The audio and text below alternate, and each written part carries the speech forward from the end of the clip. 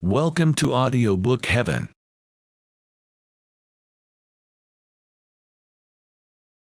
Chapter 13 of The Art of War by Sun Tzu. Translated by Lionel Giles. The Use of Spies. Sun Tzu said, "Raising a host of 100,000 men and marching them great distances entails heavy loss on the people and a drain on the resources of the state. The daily expenditure will amount to 1,000 ounces of silver. There will be commotion at home and abroad, and men will drop down exhausted on the highways. As many as 700,000 families will be impeded in their labor. Hostile armies may face each other for years, striving for victory which is decided in a single day. This being so, to remain in ignorance of the enemy's condition simply because one begrudges the outlay of 100 ounces of silver in honors and emoluments is the height of inhumanity. One who acts thus is no leader of men, no present help to his sovereign, no master of victory. Thus, what enables the wise sovereign and the good general to strike and conquer and achieve things beyond the reach of ordinary men is foreknowledge.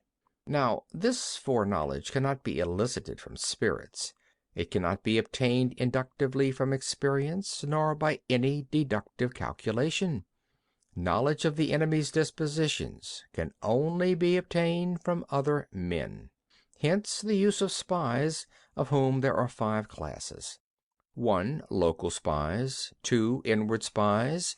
3. Converted spies. 4. Doomed spies. 5. Surviving spies. When these 5 kinds of spy are all at work, none can discover the secret system. This is called divine manipulation of the threads.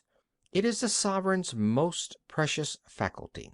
Having local spies means employing the services of the inhabitants of a district. Having inward spies, making use of officials of the enemy.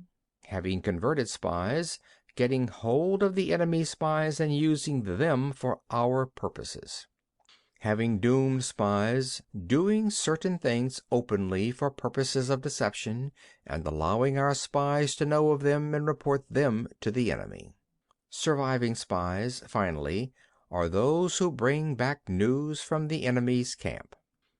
Hence it is that none in the whole army are more intimate relations to be maintained than with spies.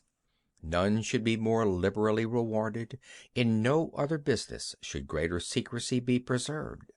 Spies cannot be usefully employed without certain intuitive sagacity. They cannot be properly managed without benevolence and straightforwardness. Without subtle ingenuity of mind, one cannot make certain of the truth of their reports. Be subtle, and use your spies for every kind of business.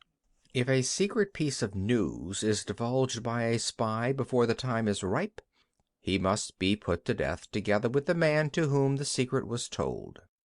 Whenever the object be to crush an army, to storm a city, or to assassinate an individual, it is always necessary to begin by finding out the names of the attendants, the aides de camp, and doorkeepers and sentries of the general in command. Our spies must be commissioned to ascertain these. The enemy spies who have come to spy on us must be sought out, tempted with bribes, led away, and comfortably housed. Thus they will become converted spies and available for our service. It is through the information brought by the converted spy that we are able to acquire and employ local and inward spies. It is owing to his information, again, that we can cause the doomed spy to carry false tidings to the enemy. Lastly, it is by his information that the surviving spy can be used on appointed occasions. The end and aim of spying in all its 5 varieties is knowledge of the enemy, and this knowledge can only be derived, in the first instance, from the converted spy. Hence it is essential that the converted spy be treated with the utmost liberality. Of old, the rise of the Yin dynasty was due to I Ching, who had served under Hsia. Likewise, the rise of the Chu dynasty was due to Liu Ya, who had served under the Yin. Hence it is only the enlightened ruler and the wise general who will use the highest intelligence of the army for purposes of spying, and thereby they achieve great results. Spies are the most important element in war, because on them depends an army's ability to move. End of Chapter 13. End of The Art of War by Sun Tzu, translated by Lionel Giles. This book read by Phil Chenevert, December 2012, in Baton Rouge, Louisiana.